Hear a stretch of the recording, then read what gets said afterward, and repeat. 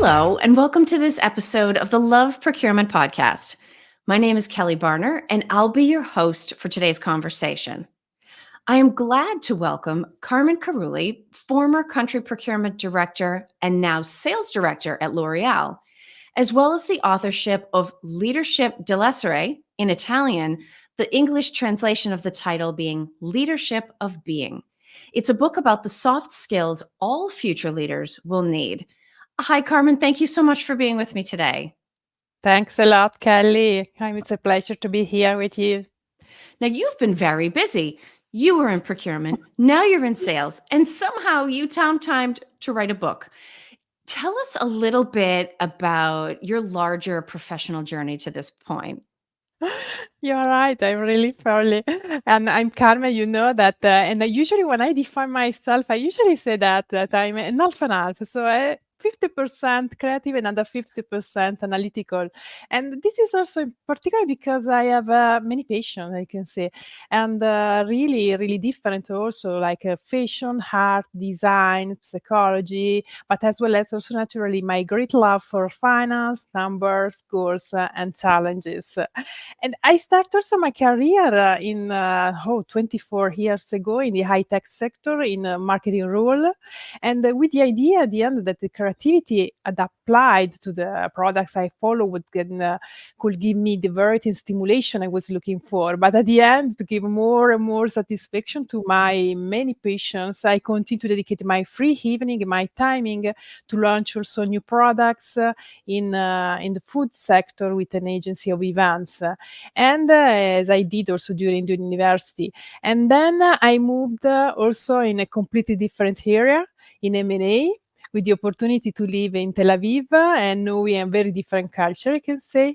And after that, I decided to enter in the purchasing department in a new company, in particular in the pharmaceutical sector.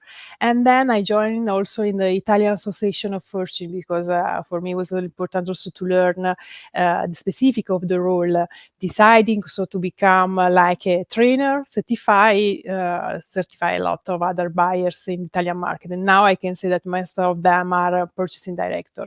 In my path, I had also the opportunity to lead resources from the beginning, and it was very good because I received also for that a good exchange in terms of experience and skills.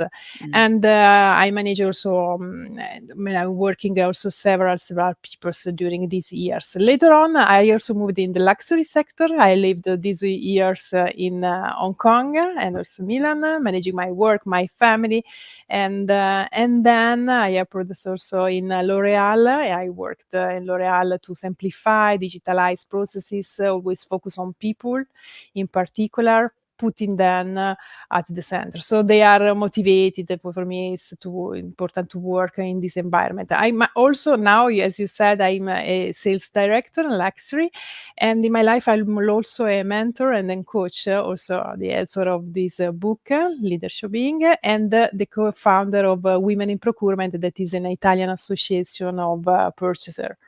At the end, women in particular. So a lot of things to do. A lot of things to do. You are not kidding. You've lived all over, you've worked all over, you've done all of these different projects.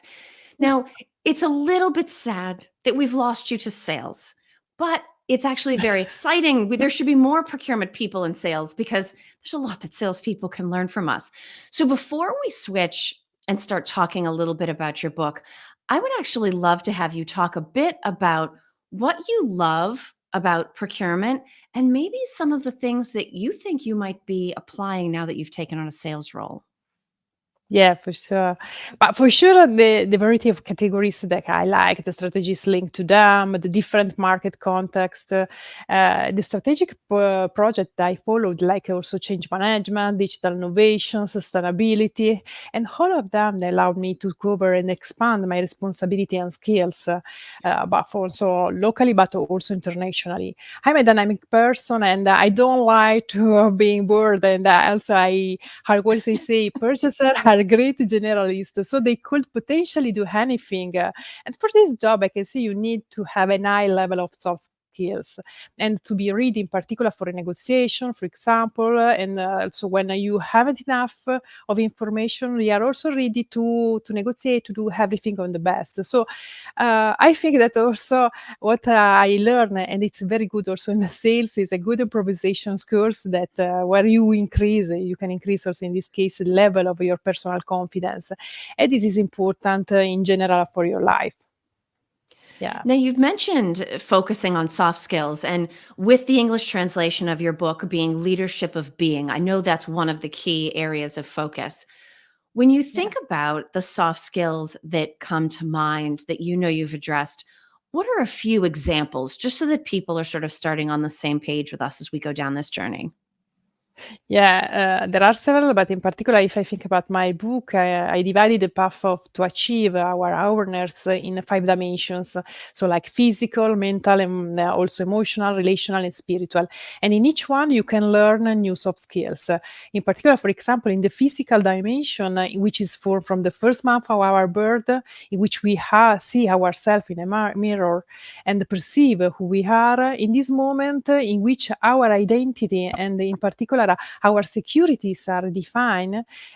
Thinks about when we are teenagers like that, we compare ourselves more and more, and Yeah. often we feel frustrated and not feeling so perfect in this phase. So, and the soft skills in this case of resilience is developed, because at the end you have a frustration from one side, from the other side you can develop your resilience, and we need also to work on ourselves to increase in particular our gratitude. Also, this is another one for who in particular we are, and what is given to us. We work on ourselves at the end, and our desire to open ourselves also to the lives of opportunities. This is important, and we are born in particular with our nature, with our characteristics. So but in general, we can mitigate them. We can change during our existence. In fact, there are different phases of ourselves in relation also the situation, the people we met, based on who we want to impress and what our goal are. However, it this will only be understood, as I said, during at the end of our life. You need Yeah. all your life to do your path. And it's interesting because so many of the soft skills that you talk about, and I'll say the one that really resonates for me is gratitude. I think whether it's in our personal lives or whether it's in the workplace, there is there's so much to be grateful for, even when things are really difficult and complicated. It's interesting to think about, on the one hand, very personal dynamics, but on the other hand, the digital age that we live and work in. And when we think about that in the context of your book about leadership, how would you say that all of the changes and investments that we've seen on the digital front have changed what people need from their leaders today? Yeah, at the end, it is important first of all to underline that it's not a rule that defines us as a leader. At the end, our experiences, our choice, no choices, our value, and our inspiration, our dedication, and our attitude. This digitalization in this case, but also the new algorithms that we are using, like for ChatGPT or generative AI, are big opportunities for us to eliminate the repetitive tasks Yeah. without added value. But what simplify our data analysis at the end and our skills, what is important is our creativity, our critical spirit to be able to evaluate the data and to finalize all our strategies. For this reason, for me, it's important in particular a digital skilling for sure, and push the whole our team, to have new experiences in particular. For me, as a manager, I have taken the responsibility for change, always questioning myself, supporting, leaving also space for my team to be free to give their best in the way it's very easy, it's very natural for everyone. And this is important, but at the end, we are in the area called the area of knowledge. Mm. So growing in this case means increasing our skills and experience, and we do this by experimenting ourselves with what we have to learn, and understanding is how to improve further. It's a path that cover our life, as we said, and I can cannot be reached and exhausted quickly, but it allows us to grow as a people and all together. And the continuous learning also represent a great competitive advantage to understand this changing world, because at the end, the change is a constant. Absolutely, it is. Well, and it's Yeah, interesting you gave the example of, I think you said analytical creativity. On the surface, those are not necessarily two things that would obviously go together. Analytical, you think of data and numbers and spreadsheets. Creativity, I personally think of art yeah, and music and people that are willing to think outside the lines. And yet, if we can bring those two together, that's actually when the innovation happens. Um, right. and part of, you talk about leadership and the fact that change is a constant. I remember early in my career, I was very much a rules follower, being a firstborn. If these are the rules, this is what I'm going to do. But over time, you start to get, I don't know if this counts as a soft skill, sort of an instinct. And you say, okay, I know the rule is this, but right now, it's actually more important that I break the rule or ignore the rule or do Yeah. something different because there's an opportunity to achieve something.